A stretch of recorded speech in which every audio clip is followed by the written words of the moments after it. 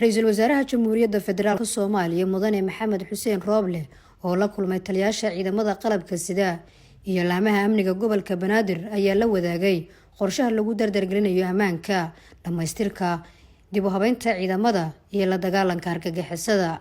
Ra'iisul Wasaare Rooble ayaa u soo bandhigay taliyayaasha ciidamada ee uu la kulmay mudnaanta uu siinayo xasilinta amniga guud ee dalka iyo xoojinta wada shaqeynta hay'adaha amniga heer federaal iyo heer dowlad goboleed.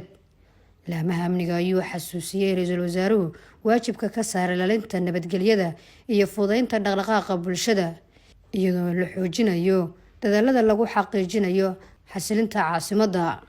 Kulanka oo ay ka qayb galeen siyaasadaha Ra'iisul Wasaare ku-xigeenka dalka Mudane Mahdi Maxamed Guuleed Qadar, xubno ka tirsan golaha wasiirada ayay dhankooda sheegeen saraakiisha hay'adaha amnigu inay ka shaqeynayaan dardargelinta qorshaha ku aadan amniga iyo la dagaalanka argagixisada, sida uu sheegay siyaasadaha wasiiru dowlaha xafiiska Ra'iisul Wasaaraha Cabdullaahi Xamuud.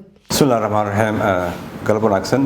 Waxaa maanta inoo qabsoomay shirkani caadiga ah ee isbuuclaha ee arrimaha amniga oo maanta daadihinayay Ra'iisul Wasaaraha Jamhuuriyadda Federaalka Mudane Maxamed Xuseen Rooble ay ka soo qayb galeen dhammaan hay'adaha amniga iyo taliyayaashooda xafiiska madaxweynaha iyo xafiiska Ra'iisul Wasaaraha wuxuuna warbixin ka dhageystay meesha ay marayso dib u habeynta ciidamada qalabka sida ay u dhan yihiin iyo horumarka laga soo gaaray.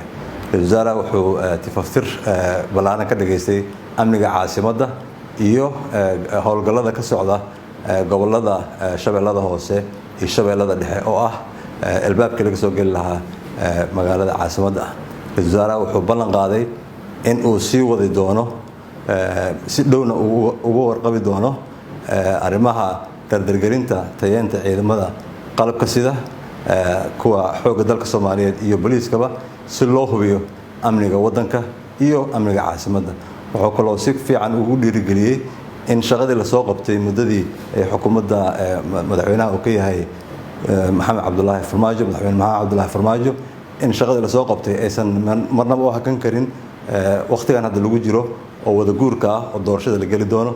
Ra'iisul Wasaarahana uu si dhow ula socon doono arrimaha dardargelinta ciidamada qalabka sida. Nasr Bashiir Ali.